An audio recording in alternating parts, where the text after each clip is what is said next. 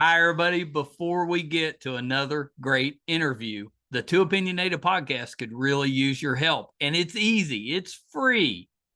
IMDb, which is the entertainment database, imdb.com, named us a top 100 podcast. We came in at number 82.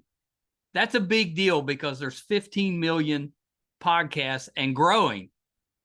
So to be named to anybody's top 100 list, pretty big deal for us. And the way you can help is to go to imdb.com, look up the Two Opinionated podcast, and that's it. Just bringing our page up. That traffic really helps us out. Our YouTube channel is MeisterCon Pod. All we ask is that you subscribe. It's also free, but that really helps us to attract these amazing guests that we keep bringing on the program.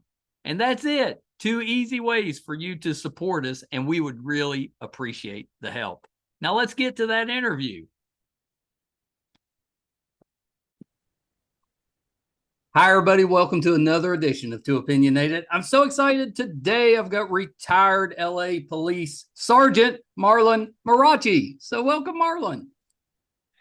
Hey, what's going on, brother? Thanks for having me, Mike. I really appreciate it. I love the background that you got. I'm a little jealous and just happy to be here. And as we were talking, thanks to the connection of Kevin Sizemore, who I adore. He's been a friend of mine for many. I'm going to go out and say almost 2 decades, but we're getting close. But yeah, thanks for having me. I appreciate it. Oh, yeah, I'm so happy that you're here. I'm a big fan of Kevin's. Loved having him on the show. He's got a talented family. It's like everybody in that family's talented. Yes, absolutely. It used to be that Gunnar and my daughter Sophia were actually taking gymnastics when they were 3, 4 years old. Oh, So really? that's how we were able to connect with Gina and Kevin, and we hit it off, and we've been friends ever since. So yeah, Love that. very talented family, that's for sure. Yeah, that 100%. Well, and Marlon, appreciate you being on the show. Let's start this way. Talk a little bit about what you did do and what you're currently doing, and I'll kind of get us going. Perfect. Yeah. So I was an LAPD sergeant for 24 years. While I was a sergeant, Wow. I got promoted back in January of 2007. So I finished my Los Angeles Police Department career in law enforcement. I'm Yeah. going to say in July, this next month, is going to be 3 years. I retired as a sergeant. I did 15 years as a sergeant. And what ends up happening is a lot of my experience comes from working inside, meaning internal affairs, Yeah. which when you see the movies and when you see the shows, you think of this internal affairs is like this evil soul of Well, that's right. servants and people who are out to get cops, and we're the rat squad and the dark side, which has been a stigma for the past decades Yeah. about this police function. And so when I retire, I decided to take that particular police function and make it a niche into podcasting. Yeah. And I started with Internal Affairs, a police podcast in December of 2023. And we're coming up on a year and a half. And here we are, 1.2 million views later, which I'm Wow. blessed. Uh, Amazing. the podcast has just taken off, and I owe a lot of success to definitely people who have coached me. My editor, he's got to give a shout out to my editor Mohit. He's a great kid that has helped me along the ways, and Yeah. all the advice that I've gotten. And more than anything, and this for being a podcast host, it's just learning from your host. I'm sorry, from your Right. guest, having them on, telling their stories. And what ends up happening is that we realize that police discipline is a topic by which in our culture is not talked about enough. And so I grabbed that particular niche and content, and I put it out there on social media platforms, and here we are. So I'm very, very blessed to have had great training officers, partners, colleagues who want to come in and share again about a function that it's not so much forgotten, but it's almost like it's hush hush. And Right. so I always felt like if we're going to be transparent, about everything because we're pretty good with transparency when it comes to the community and to the public. But then I had to ask myself, how transparent are we amongst ourselves? And the Right. answer to that question is we're not. No. We have long ways to go. We have a lot of work to do. And by starting a YouTube channel and hosting the IA guy, because I had to end up branding myself from That's graduating and making this somewhat of a, you know, uh, I wouldn't say humorous, but make it just in a very positive energy with some charisma. The well, you kids need say that. nowadays, Internal affairs needs some positive energy. yeah, the kids say what Riz, right? You got to give some Riz into this police function. And so here I am, and I'm happy to share about any police, not only internal matters, but just law enforcement in general. So thank you for having me. Yeah, yeah. Well, that's and by the way, I think you're the second retired police officer I've had on the show. I had one when I first got started that is a actor and a singer, and he started out. He was kind of the singing police officer and ended up making an acting career, but retired from being a police officer. I think you're number two. Um, so I wanted to ask you about, and you kind of brought it up with internal affairs. What exactly do police officers think about internal affairs kind of internally? Because we do see mostly negative on TV Yes. shows and movies. And I mean negative, not from outside the police department, but it's Right. portrayed negatively inside the department. So that was my kind of question: is what's the actual view of IA? Well, it's bad, man. It's negative. You Yeah. know, who are you guys? We don't want to talk to you. F you. You're out to get us. But that's not What else actually have the I heard? case, right? That's not what internal affairs is there for. Correct. Look, we have to police our own for Yes. the most part. Who else better than to do it amongst ourselves? Right. But on the contrary, people think that, well, no, because you guys say take care of one another. You know, it's that code of silence. Even Right. if you do something wrong, we're still going to kind of sweep it under the rug and take care of you, right? That's right. Right. And so accountability with this function is super important. And so the majority of cops think as though that internal affairs is out to get them. When in reality, if you really think about it, I mean, come on, we're all human here, That's right? right. So you can get into a DUI, you can get into a bar fight, you can have issues at home to the point where the police is being called because somebody's being arrested for domestic violence. That's right. My point is that you can do all the things that kind of piss you off. Yeah. And next thing you know, you get aggressive. And guess what, man? You are the one that chose to be in an internal affairs That's investigation, right. right? That's right. So accountability kind of goes both ways. I think where we was this misconception or this misleading um, perception about internal affairs is that when something minor happens at work, like let's just say you're driving around, you and I, and for whatever reason we violate just like a uh, any policy, right? Sure. I'm going to go out to say that police officers probably violate policy every day. If you're not allowed to talk on your phone while you're driving your patrol car, that's violation of policy. Well, Right. if my wife is pregnant and she's getting ready to give birth and she's calling me, that's an emergency. I'm picking up the phone. That's right. Right? If for whatever reason, I'll give you another one. Your taser has to be on your duty belt. That's the policy. So let's just say for whatever reason you grab your taser out of your duty belt, and next thing you know, you're walking over to your car. You open up the door, and you're getting ready to put it on your duty belt, and next thing you know, there's a help call. Officer needs Yeah. help. Officer needs help. We are going balls to the wall to go help our fellow officer. That's right. Well, you know what? I understand you did something great, heroic. You're there for your partner, but guess what? You actually didn't have your taser on your duty belt, so that's a violation of policy.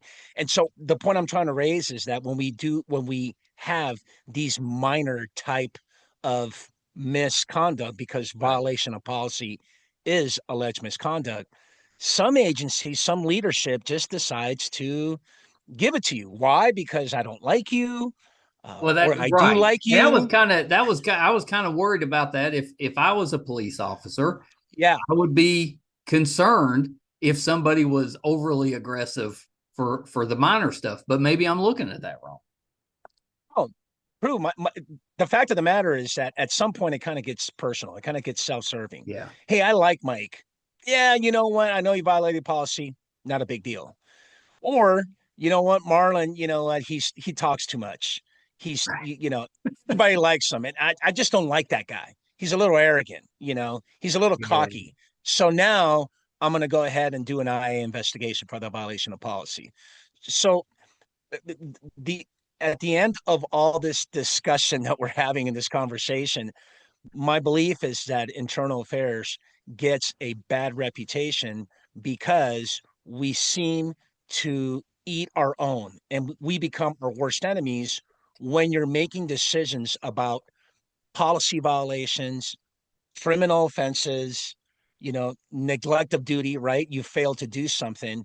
And there's got to be a very fair, balanced, equitable penalty, right? Punishment Well, that's right. that an officer should receive. And that's not always being suspended. That's not always saying, hey, we're going to terminate you. Oh, this is the one. Now we got him. Let's go ahead and fire him. I mean, can you imagine you being an actor and, and all of a sudden you do something at a set? I'm using, acting as Yeah. an example. And then all of a sudden you just act like a fool and you're completely arrogant, rude, disrespectful. You get into a fight with, I don't know, the director or the cameraman or whatever. You think someone's going to call the SAG, Screen Actors Guild, where you're part of the union, and say, "Hey, this, I want to make a complaint against this person, this actor. Right. Look at what they did on set." It doesn't happen, That's right. right? So my point is that we in this profession, for whatever reason, it is highlighted and sensationalized in the media about being held accountable for the wrongdoing. And sometimes you can't vindicate yourself because I didn't do anything wrong. In fact, the department alleged that I did some wrongdoing. And guess what? The department got it wrong. And where do you go and clear your name? You don't. And we're the only profession that's sensationalized that way. There's no other profession I've where we never have to thought of that, actually but you're right. explain. Yeah, we don't have to. There's no other. Doctors don't explain themselves. That's right. There's no, it's not sexy and sensationalized in the media about a doctor committing malpractice, or even an attorney, an architect, a nurse, you know, Yeah. uh, Yeah, that's true. actors, Yeah, we're not watching directors. TV shows about No, doctors we're not. and We're not. we're really not. Yeah. Exactly. Yeah. And there's not usually an internal team to investigate with Correct. professions like police There's no officers. oversight. I don't think there's any oversight, especially probably in the movie industry. I don't think there is, unless No, I someone else don't can think tell there me. is either. So, It's probably so just yeah, word man. of mouth. Hey, you watch out for this guy who's kind of rough on the set.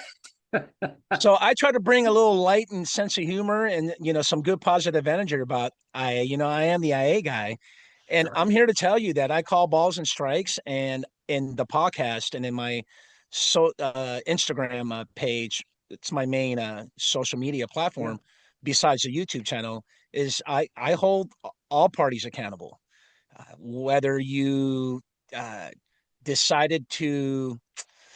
What's the latest one I saw? I saw this lieutenant in somewhere in the East Coast.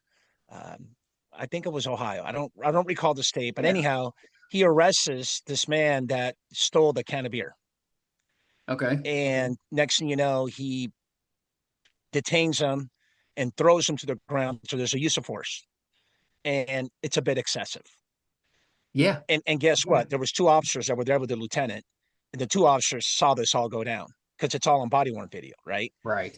And so the detective proceeds to do the investigation and tries to deceive and mislead the department by saying that, well, he was actively resisting, or the suspect was resisting, when in fact there was no resistance whatsoever on behalf of this man that bought a can of beer. I'm sorry, that stole the can of beer. And so it goes up the levels of review. And believe it or not, the chief said, yeah, that was, the use of force that we used, the proportionality was perfect, was good. So therefore, I consider this to be a in policy proper use of force. Not a big deal. Let's move on. Well, that chief retires, and now the incoming chief comes in and starts reviewing, examining, and auditing this particular incident, Yeah. and says that even one of the officers with the scene says in her official statement, he wasn't resisting at all. This lieutenant just grabbed him and threw him to the ground and, caused a head injury, some sutures. Basically, he had to get some medical treatment out of it. And this new, It's such a difficult position that yeah, police officers are in, because they're just like the rest of us. We get stressed out. We have bad days. There's outside, external factors that affect right, us. But with police officers, they can't really let that out. They have to be able to right. process that and not let it affect them at work, where maybe they're tossing somebody to the ground that doesn't need to be tossed to the ground. Correct. And you know what? And the department got it wrong the first time around with this chief. This chief retires, incoming chief comes in and says, guess what, man? You're fired. And Yeah, so they fire this lieutenant, and we're pending criminal charges. We're having the district attorneys or the attorney general's office look into the circumstances and the factors that led up to you using force. And guess what? There might be a felony battery charge. Who knows? But the point is that we're going to hold people accountable as well. See, IA is not just, hey, we got it wrong and look how bad we are because we should have never investigated you in the first place. We're also in the IA Guy Police podcast also going to be hold you accountable when there is some wrongdoing on your part. And that's guess right. what? There's no accountability. Hey, this lieutenant that got fired, you really think that he's going to go and do a press conference or go on any social media platform or even come on your show or any police podcast show, right? To say, you know what? I kind of messed up and I own up to it. They're not. And that's the missing piece. So, we're heading in the right direction. God bless. We're, over 1 million views and we're keep moving up. So, Yeah, that's exactly right. Well, that brings up a question. If How do you, if you've got a suspect, let's say, that is resisting, mhm. that you do have to use a little bit of force to kind of restrain them, how do you prevent that, where you need to use some force, to that becoming, now you've made this personal, so I'm going to punish you accordingly right here, if that makes sense. Right. So right. So what you're saying is that uh, how do you get involved in a situation where you have to apply force? Is that what you're getting at? That's right. And how Yeah. do you prevent yourself from taking it personal, so that you respond personally instead of Right. responding just with the right amount of force? Right. So, of course, you never want to take things personal, but I'd be the first one to tell you that if you're resisting, right, and if I'm telling you time and time again, hey, put your hands behind your That's head, right. you're going to go to jail. You committed a crime. You have no choice. You just got done robbing this liquor store, right? Yeah. Uh, I'm just giving you a general example. Or you just got done pretty much battering your wife. Right. Sorry, man. You there's consequences to your actions. You got to go to jail. And if that person becomes aggressive and resisting, combative, no, fuck you. You're not taking me to jail. Well, Right. there's only so much that you can do verbally, right? We call it verbal judo. They call it now de-escalation, right? So you have to be able to de-escalate. We use this buzzword as if, we're trying real hard, verbal judo, that is, to get you to comply Right. because your ultimate goal is to do what? To effect an arrest. So somehow, some way, I have to handcuff you and effect an arrest. How that actually goes down, I'm here to tell you, Mike, for all you listeners, and all the watchers, uh, it doesn't look good. There is no use of force that looks textbook or that looks Yeah. good. There's no No, have use of you ever force that you tried to see on restrain YouTube. somebody? Yeah, It's there's no use violent. of force on YouTube when you say, wow, you know what? God, that was beautiful. That was Just the right amount. that was that's the right amount of force to use. God, that was great. No, it's bad. Using force doesn't look textbook. It's Yeah. if anything, it's probably going to look ugly. It really is. Well, And yeah. so, your whole goal while you're taking things personal, right, is to effect an arrest. Now, of course, I talked about the buzzword proportionality, right? You Right. have to use the right amount of force to be able to effect an arrest, to be able to prevent an escape, and more than anything, uh, to be able to um, overcome any resistance when you're trying, right, very hard with you and Right. your partner, to effect an arrest, to put them in handcuffs, put them in the black and white in the back seat, and off we go for booking procedures. Now, you and I both know. Let's just say it's you and I working, and we go to a domestic violence incident call, and here he is, 6'5", Yep. 240, ex MMA fighter, right? Yeah. Okay, so what are we doing? We're doing a lot, right? I was gonna say, So hopefully he's yeah, coming peacefully is probably what you're thinking. yeah, he's going to go right here. Go ahead and arrest me, and we're taking out. So let's just say he is aggressive. He is resisting. He doesn't want to go to jail. Well, you got options, right? You have the taser, which everybody always uh, defaults to the taser, thinking and believing that the taser is going to solve every Right. problem, right? Which is not the case. I'm sure we can go on YouTube right now and look at taser deployments, and some are very ineffective and some are effective. It just depends, right? So you Sure. can't always count on that particular less lethal type of weapon, right? Non-lethal weapon. Yeah. Um, so next thing you know, I mean, I would probably say, okay, let's get another unit here. And now there's four of us Right. against this Yeah. Yeah. ex MMA dude. So what I'm going to do is I'm going to say, hey, Mike, check this out. While I'm talking to him face to face, you and Kevin, let's get Kevin. Me, you, and Kevin, tell Kevin to go behind him. Like start walking like he's not paying attention to you. And dude, the minute I start talking and I distract him, just fucking tackle this dude. Like Ray Lewis, linebacker, just crush this guy, right? Just take him down, dude. And then we're gonna dogpile on this guy and somehow, some way, get his arms to get behind his back, cuff him, co-foreign custody. We're good to go. It Yeah. sounds textbook, right? But guess what? It doesn't always happen that way. Well, it's now that we're, when we were growing up, you didn't really have social media to worry about, but now we do. We're in the, everybody has a camera all the time. Most Yes. of the things that I've watched or observed, over time, the police officers are extremely overly patient. I don't know how they put up Yes. with what they do. So my view is that the majority of the time they are overly cautious about how they handle a situation, and it doesn't get violent unless the person makes it violent. Do you think that's Right. probably Yeah. And the if I can case add in to that most of the comment too, also, situations? right. Well, let me add to that of that particular comment you made, because there is a true, accurate sense about being patient, right?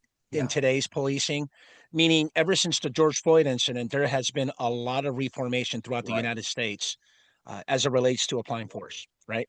So each state has their own laws, how to apply force and how to de-escalate a situation by which you think it's going to escalate and end up in a Yeah. in a major use of force, right? So given that particular sense of applying force, uh, what we're seeing a lot lately, for the last 4 or 5 years, is young officers having to be more patient, Yeah. right? And to de escalate more than probably we would want to. Because if you let the suspect win over you Right. when you are effecting an arrest, and again, this all goes down to you have determined as an officer that you have to effect an arrest and this person's going to jail. Yeah. Sometimes I think we overdo it the patience that is Right. to get the job done, right? Well, Where I've seen before, some of those. It's like just get them already. I mean, you're watching yeah, it and you're like they're acting crazy.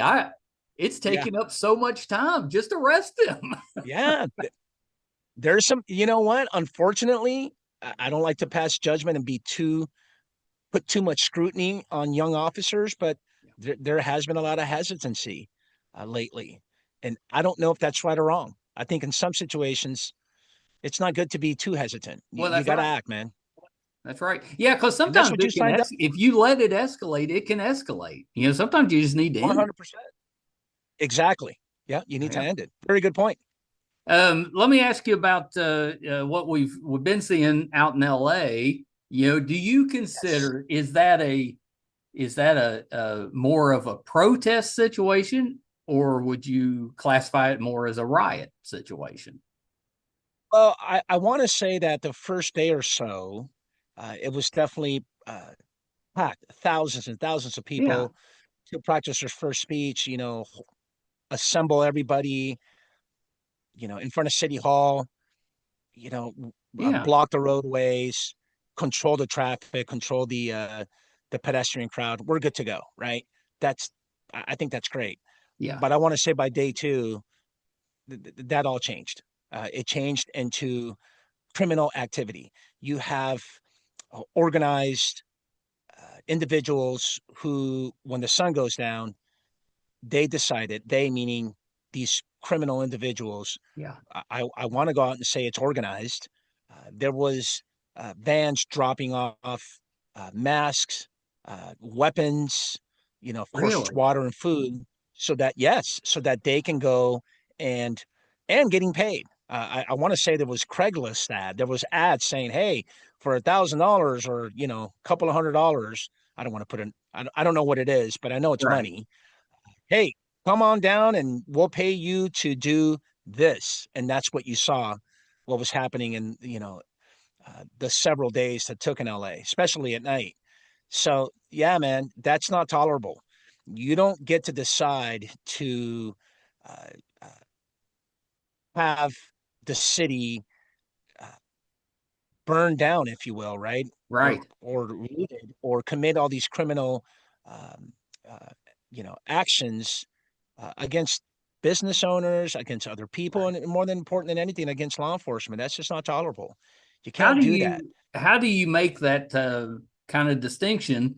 When you're out there, because I'm assuming the majority of people out there are protesting, and it's peaceful, but then Mhm. you've got this group that's more they're causing actual destruction, and it might be violent. Correct. How do you handle those people without affecting the larger majority, or can you? Well, right. So if you see what transpired in Los Angeles, like I mentioned before, a lot of it happened during at night. And Yeah, so yeah, yeah. it's almost Smaller as group, it's I guess. almost as if, yeah, exactly. So it's almost as if it started, the shift changed, if you will.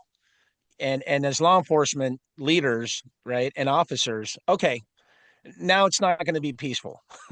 So Right. now we have to defend, and protect not only people but property as well. People, these individuals, radicals, if you will, are out here committing crimes, destroying property. For crying out loud, they were actually, believe it or not, I don't know if you know this, they were chipping with concrete from the curb so they can Why? grab boulders or rocks, and because that's what they decided to do. That the anger and the frustration of this particular topic of immigration Yeah. involving ICE has led to major destruction, major controversy with politics, personal beliefs, and everything else that comes with it, to the point where we're out there just hurting law enforcement. That's probably Yeah. the goal. Look, if you weren't there from 9 to 5 and you decided to show up at 6 7 p.m. when the sun comes down, you didn't go there to protest That's peacefully. right.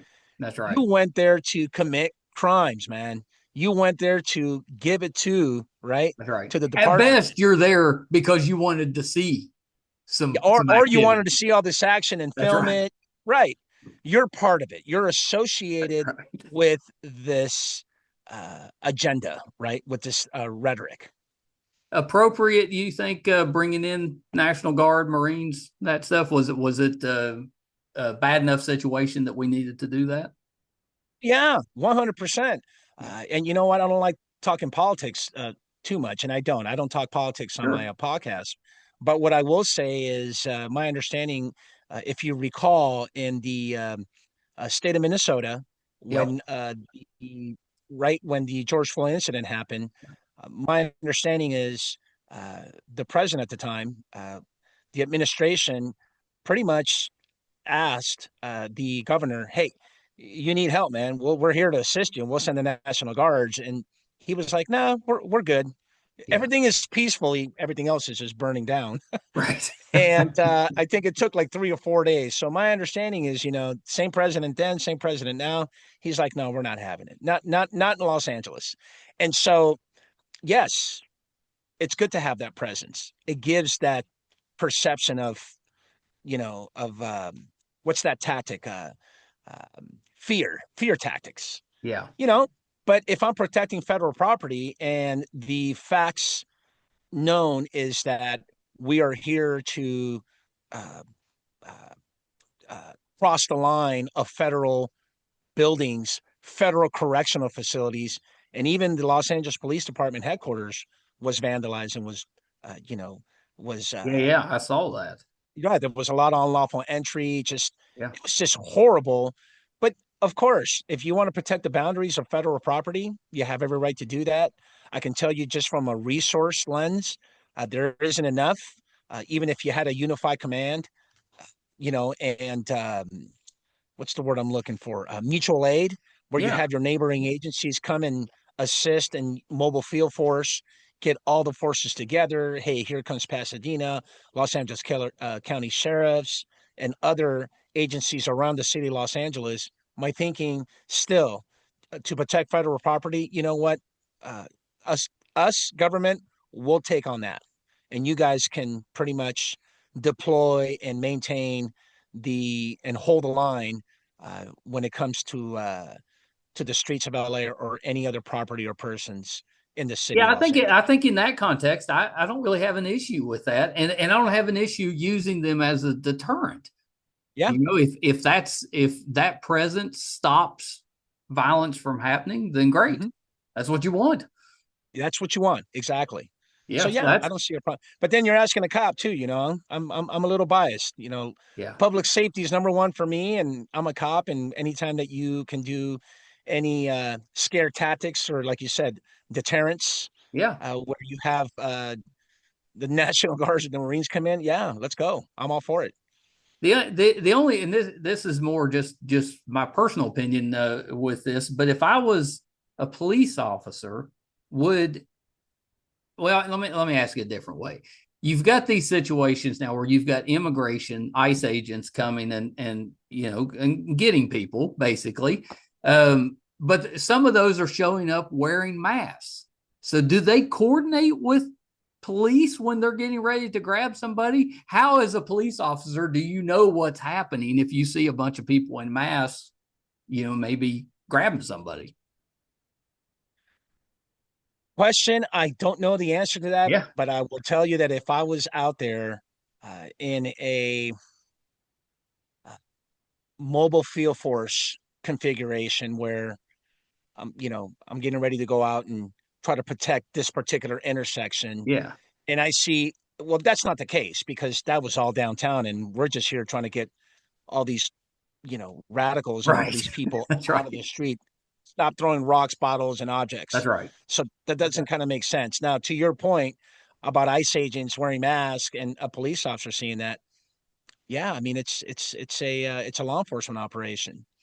And a lot of people are making a Well, really that's big what I'm deal assuming. of. ICE, I would assume, would coordinate with local police, just at least make Oh them no, one hundred aware. percent, Yeah, yeah, yeah. 100%. What I will say with this controversy with ICE, I have a lot of friends that hey, we're going after the hardworking, going after the innocent, Yeah. you know, and there's a lot of violent illegal immigrants here in the United States. Yeah. What I will say is, you know what, a deportation order is a federal mandate, right? It's a federal uh, Right.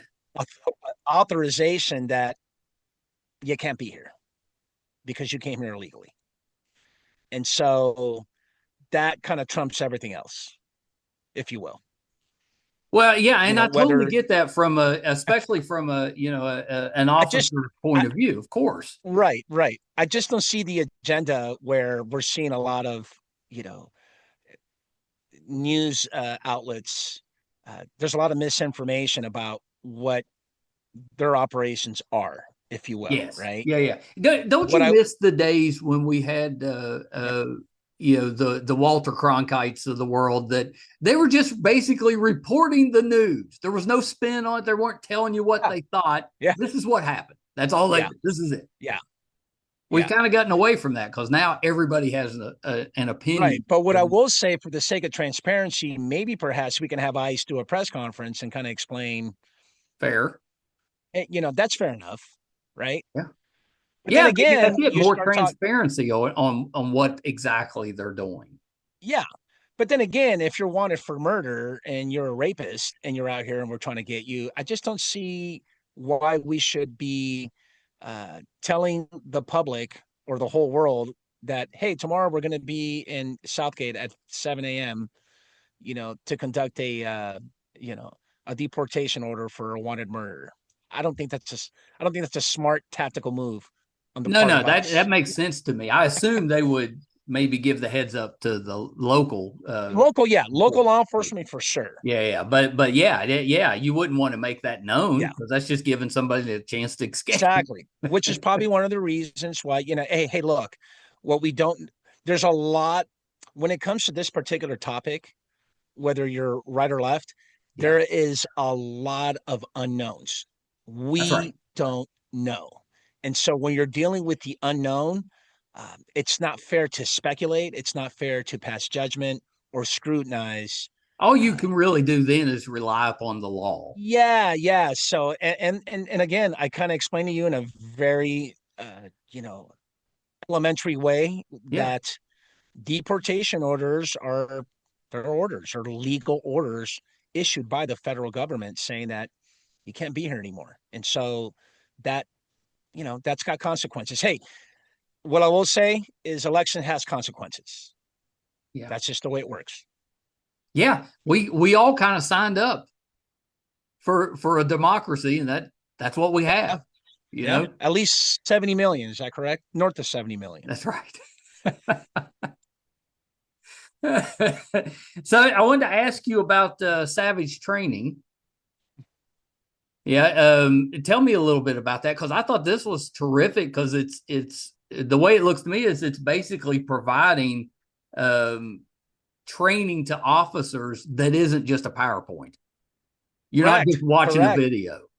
That's right. Shout out to my boss, Scott Savage, who owns and the founder of Savage Training Group, who hired me and other instructors to get officers to really understand and Yeah, walk away with some educational nuggets and tools. In other words, don't just show up to training and have a death by PowerPoint.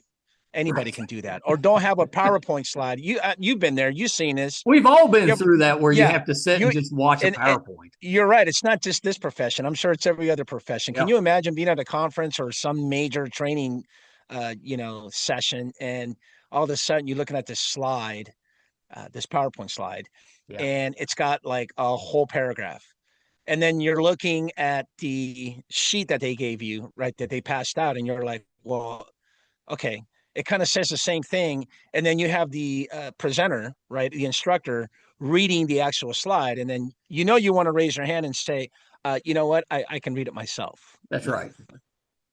That's right. I know it's I spent back before I was podcasting, I spent some time as a trainer for our local hospital system. Huh? Um, and it's difficult when you're conducting a class in that environment. You can only go as fast as your slowest learner. There's no one-on-one training. And I always said that's a terrible way to train because it's not all, one size fits all. Huh. Yeah. Some people can learn from a Learn. PowerPoint. Most people need to learn from doing. So, Correct. So there's difficult to do a 100%. class where you're just Right. showing a PowerPoint because whoever's the worst learner in the class, you're stuck at their level. Correct. Correct. And so what Scott Savage has created, and the goal is to change the evolution of training, because Yeah. I'll be the first one to tell you, amongst all my law enforcement colleagues, that you will never get enough training from your own department. You won't.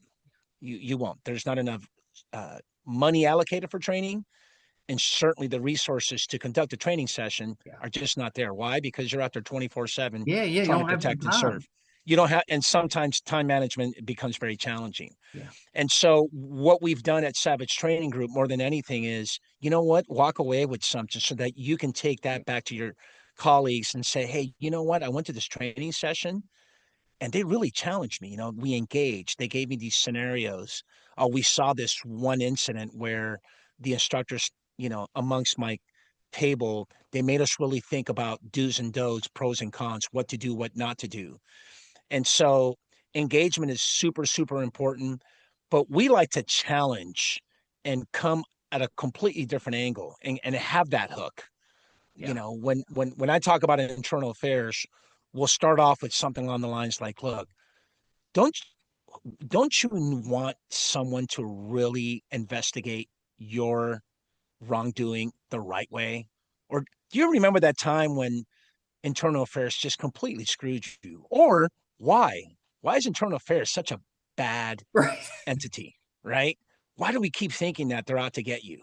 Yeah. And so that gets the class kind of thinking, you know, haven't you seen shitty investigations being conducted? Why do you think that is? And then we'll engage. Yeah. Yeah. Get them I'll involved in tell it a because story about, somebody's going to say, "Oh yeah, right. this happened." Yeah, I'll tell a story about, look, man, you know what? Um, I investigated an officer and I turned in my investigation. And guess what? They said that he was a liar and he got fired. But 2 years later, he got his job back through appeal process, through an arbitration. Yeah. Where do we go wrong? Right?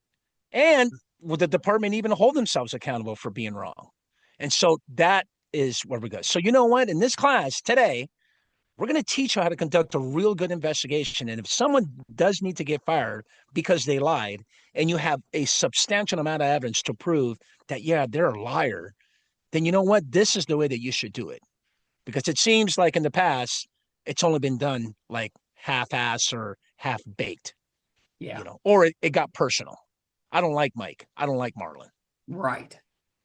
I mean, what is there an answer to? I mean, it's one thing internal affairs, the kind of the reputation they have within the department. That's one issue.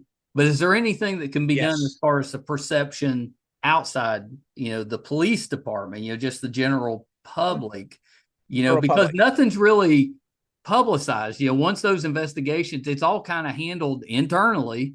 So a lot of times Right. you don't know what the outcome was, and I'm not sure what the answer is because you want to respect people's privacy, even if they did something wrong.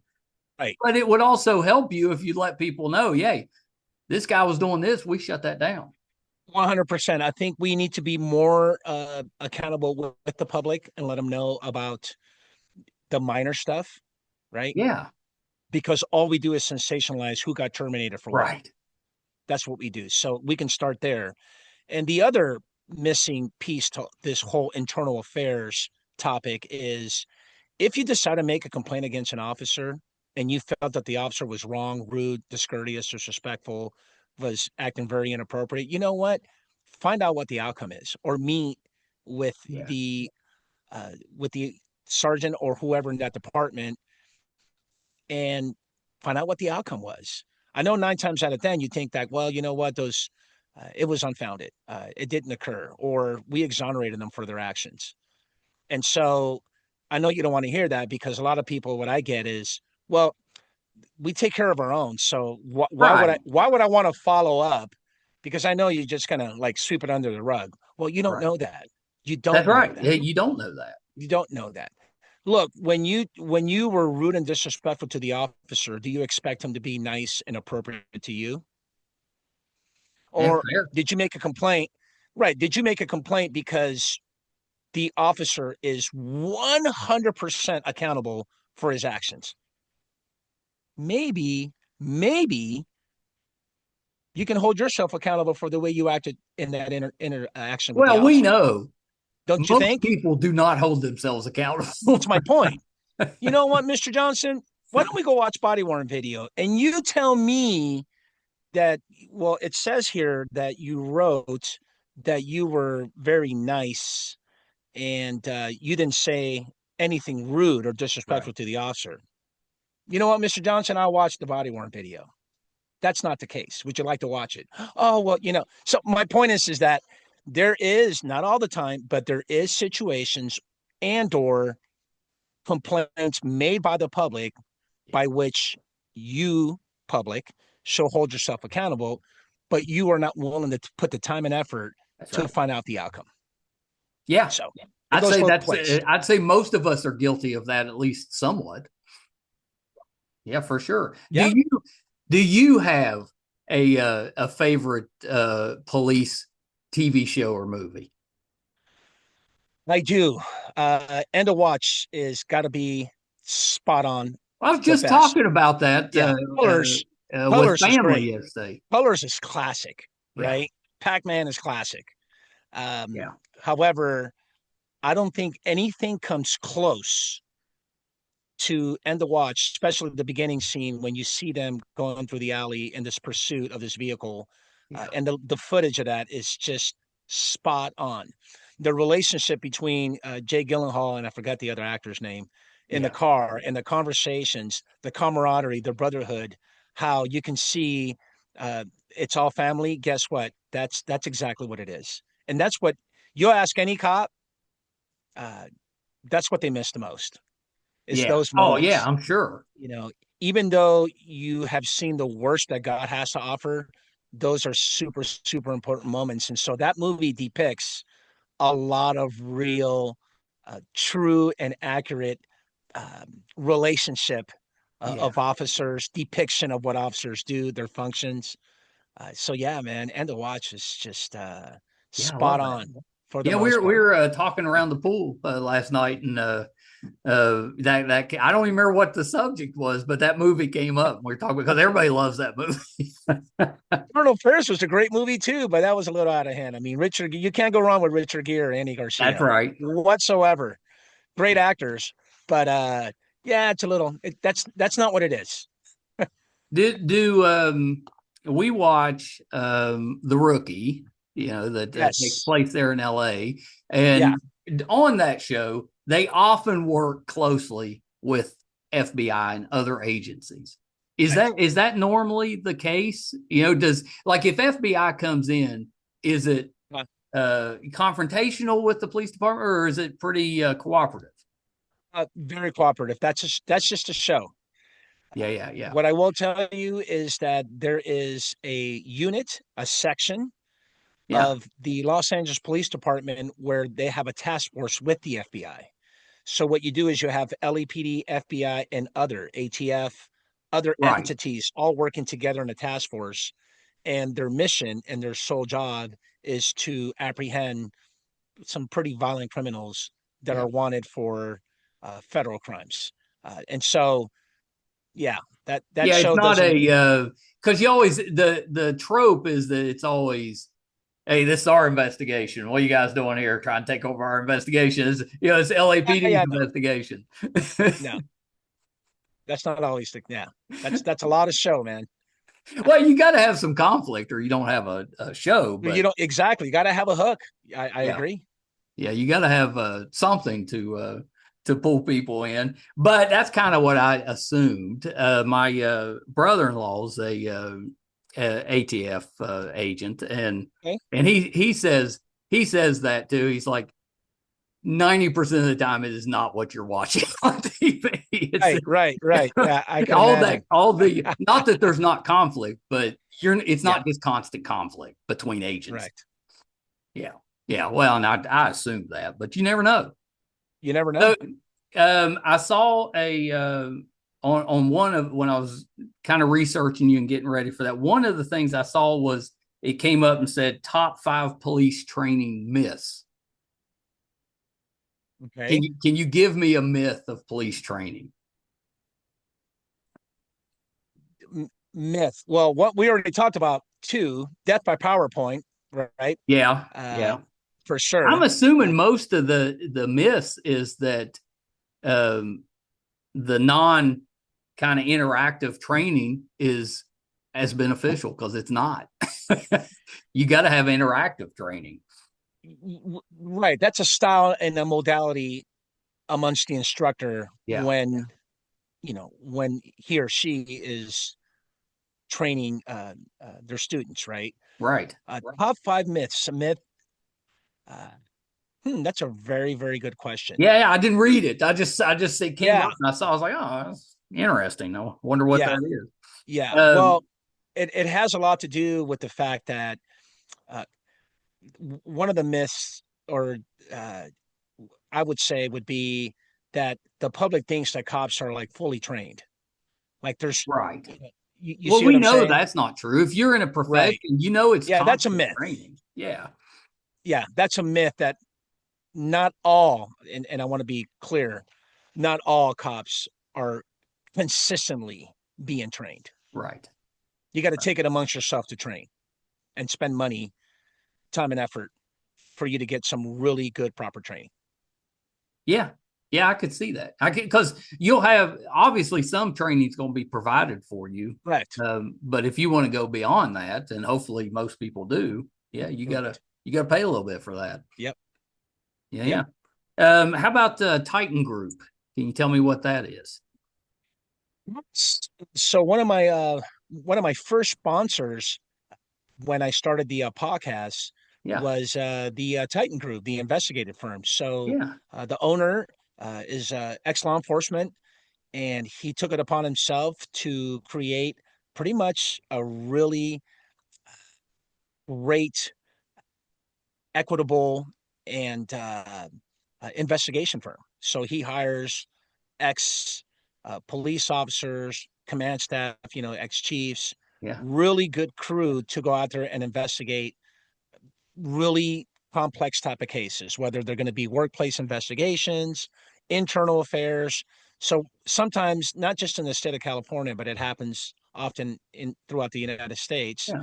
is that when you're a small agency to a medium-sized agency and you actually have, for whatever reason, some like serious allegations of Yeah. misconduct, the chief of police will sometimes outsource that investigation to a firm. Gotcha. So Titan Group is one of those firms Well, to and say, that would hey, make kind of you sense, guys, but sometimes it's kind of sensitive if you're you'll keep it in investigating house. within your own Yeah, department. you'll for the most part you'll keep it in house. But if you're going to Yeah. talk about like some serious complex type investigations, Titan Group is there for you, and that's how we. One of his clients came on my. He was a retired chief of police Yeah. who was my guest on the podcast. Next thing you know, he got a hold of me, and he was one of my first sponsors. And Oh, amazing. shout Yeah. out to my guy Ed. Really took it upon himself to be part of my journey in podcasting. But yeah, man, they're available for all kinds of different types of investigations, workplace, internal affairs. Yeah. They even do like surveillance, right, for workers' comp, Yeah. uh, just a host of stuff. So All yeah, kinds of stuff. One of the things I love about your podcast is that it's, because it's mostly foreign to me. The subject's mostly, foreign to me. It's so interesting, because I think all of us have, especially uh, my generation, we grew up taught you respect authority. If it's a police officer or if whatever it is, you respect authority. Um, and we don't really have any information. We've just kind of grown up saying, You respect the officers, you do what they tell you, but we don't really ask any questions about it. And so that your podcast, it was really filling in some gaps for me, and it was kind of showing me sides of it from the department side and from individual officer side that I never would have known. And that made me feel better just about the whole relationship between the public and police, if that makes any sense. No, it does. I think it's great, and I appreciate you checking it all out, Mike. It's one of those podcasts with a topic, right? A niche content that is not available amongst other police podcasts. Right.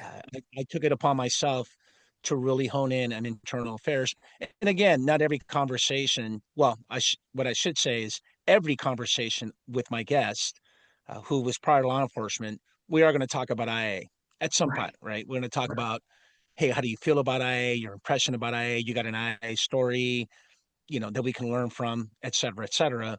But at the same time, we get to know their journey. What I like about this show, and I've been really reminiscing on this a lot, because of this journey the last year and a half, is that I get to ask guests about your worst incident in your career. So think about that. I'm asking a 30-year veteran to go back in time to think about that one call for service or that one traffic stop where it doesn't leave their soul, it doesn't leave their mind. Yeah. And sometimes it gets a little emotional because we see the worst of the worst. Yeah. One of the examples would be, I had a guest who told me that there was a call for service that he went to where the baby, a toddler, was crawling up a bookshelf, and unfortunately the bookshelf landed and crushed the baby. And so the mom picks up the baby, goes outside the house, and that's when he arrives. So the first thing he saw was a mother holding a dying child. Awful. So my point to bringing all this up is that, and I'm going to contradict myself here, as much as I don't like asking that particular question, I do like to ask that question, because that's what being a police officer is. That's what you're signing up for. Right. You're not signing up for TikTok cops dancing in uniform. You're not signing up for walking the old lady, across the street. Right. You're not signing up for all these happy, community related, type of activities. You're signing up for something that's going to haunt you and be with you and stay with you for the Yeah. rest of your life. That might uh, cause you some, I don't know, maybe some mental, I mean, you're illness. basically signing up for everybody's worst day. Yeah, you're signing up for everybody's worst day. That's a great way to put it. Yeah. And so I really want people to know that that's what you're signing up for. You're signing up for working graveyards overnight, 6 p.m. to 6 a.m. You're signing up for working holidays. You're signing up for working overtime, even if you don't want to work overtime. And you're going to be away from your family, from the holidays, and important, uh, you know, activities with your kid, whether it's first day of school or, dance recital, et cetera, et cetera. You're signing up for, you might miss a lot of these special moments Right. that you're going to have with your family. And so all that is super important to know. And that podcast, and again, I thank my guest. I'm so blessed Yeah. to be able to do this. And so that's my way of giving back to the public, to let you know that this is reality. This is what being a cop really is. Yeah, I love that. I love the work you're doing. I think it's important. We need people to bridge that gap. I think, and especially whatever your political views are now. I think we can all agree it's very volatile out there right now for everybody, and anything we can do to bring us closer together, especially those that are 100%. protecting the rest of us, has to be a good thing. 100%. Yeah. The state of affairs right now, we're in a lot of conflict, a lot of stuff is going on. Yeah. And yeah, whether you're on one side or the other, whatever we can do to bridge that gap. Yeah, I'm here for it, man. The only thing that really makes me feel a little better about just how things are going now is it's not like this is the first time in our country's history that we've had this type of situation. There Right. was protests in the 60s and 70s that got really Yes. violent over Vietnam and stuff. I Yeah. mean, we've been through this a few different times, Yeah. Yeah. and we normally come out and we're okay. Yep. Yep. Um, We've seen this movie. we That is have. true. People forget that, but I'm like, Yeah. this is it's just history repeating itself, Yeah. basically. Well, Marlon, thank you so much. I hope we get a chance to do this again. It's so interesting. Love your Thank you. viewpoint on all of that, and appreciate you kind of dumbing it down for me. Yes, absolutely. You invite me anytime. We'll run it back. You have a major viral incident you want to talk about, by all means, get a hold of me and we'll hop back on and we'll chop it up, man. Yeah, we'll chop it up. That's right. Well, before we wrap up, Marlon, Yes. go through where we can find the podcast, all your social media, where we can find out more about you. The IA Guy channel. Go to YouTube, man. Start subscribing. We've got some really good episodes that we're going to be dropping. Awesome. And Instagram for sure. IA Guy podcast. Got to go Yeah, there. yeah, Do my little it came reels. right up, and you've got a great landing page. I mean, it's nice to look at. It grabs your attention. Yeah, it's pretty good. Yes, it's catchy. It's Let's go. catchy. Yep. Don't forget to subscribe for sure. Thank you so much, Mike. I really appreciate it. You're so welcome. Do you ever get tired of asking people to subscribe? That's my minor pet peeve with podcasts, because you're constantly going, please subscribe, please subscribe. It's interesting you say that because I don't even say that at all in any of my episodes, and Oh, maybe good I for should. you. Yeah, Yeah, maybe that's a I don't me always say, thing. "Hey, don't forget to subscribe. Don't forget to subscribe." But I figure, hey, if you right now the algorithms, like you said, the analytics, where if you push IA or internal affairs, my page will show up on YouTube. That's So right. And that's pretty great. You've reached a certain level when you're showing up in all the searches. yeah, absolutely, absolutely. All We right, just need Marlon. a network. Whoever's watching and listening, we just need a great sponsor or a network to say, "Hey, we'll take you on, and we can talk about that." Oh, that'd be awesome. All That'll be right, awesome. hold on one second. Really enjoyed that, Marlon Marrache. I really appreciated him coming on the podcast, and his podcast, the IA Guy podcast, Internal Affairs Police podcast. Um, fantastic, fantastic. I've listened to, I think, three, a little, maybe I started the fourth episode. Uh, really informative, great conversations. You'll learn something, and it'll give you some insight into what our law enforcement deals with on a daily, weekly, monthly, yearly basis, which I thought was terrific. Sometimes it's difficult to know. You watch so many police shows and movies, it's difficult to know what is actually based on fact and what's kind of sensationalized. Marlon does a really good job just breaking it down, explaining that to you. And I love the internal affairs angle. I've always thought it's such an important job. We need somebody to be policing, our police. It never seemed fair to me the way internal affairs was portrayed, because I think in my mind, the majority of those people are doing their best to make sure that everyone is following procedure and that public safety is paramount. Somebody has to do that, and it's completely understandable why they are looked at as the bad guy. I get that, but I don't think it's fair. And I love that Marlon's out there, not necessarily beating the drum that he's great, but he's out there really just giving information. This is what we actually do. This is what happens. Here's some police personnel that maybe can describe exactly how they handle dealings with IA, how they do investigations. And then I really do love the fact that he asked the hard questions. Tell me about your worst day on the job. I think most of us that have had a career, and on this podcast, I talk a lot. I spent 20 years running call centers and then worked for, half a decade in a hospital system. Most of the time, well, I've lost my train of thought. I'm so sorry. That happens on occasion. Marlon, terrific job breaking things down. So if you're interested in the police side of things, definitely give the IA Guy podcast a listen.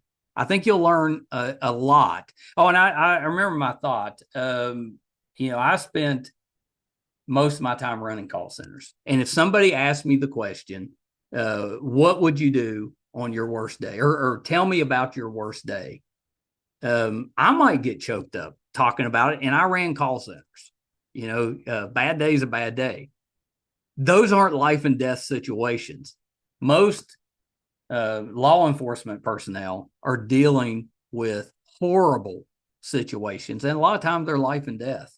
That's a little different level of a bad day with that. So I love the fact that Marlon brings that up so that we can get that little glimpse, that little insight. Really good. Apologies that that came and went out of my head. Those of you that watch the podcast know, I was early last year, I was diagnosed with Parkinson's. One of the effects is it screws around with my short-term memory and my very short-term memory. So a lot of times mid-thought, it's just gone.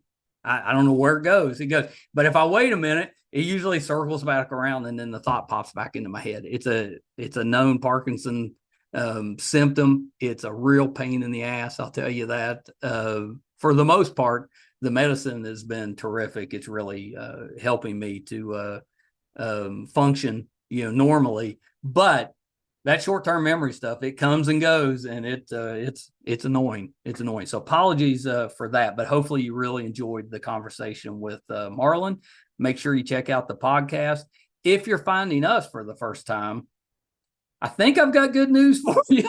Hopefully you enjoyed it. We're going to hit episode 1000 in the next couple of weeks. And that's a huge milestone for us. I think for any podcast, it's a lot of episodes. That's basically, we've been putting out 4 episodes a week for 6.5 years. Not easy to do. It's not a huge amount of time, but in the podcast world, 6 years is a long time. And 1,000 episodes is a ton of episodes.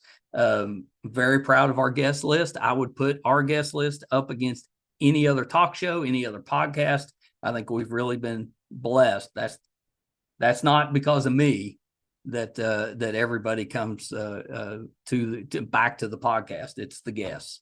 So all that being said, our YouTube channel is MeisterCon Pod.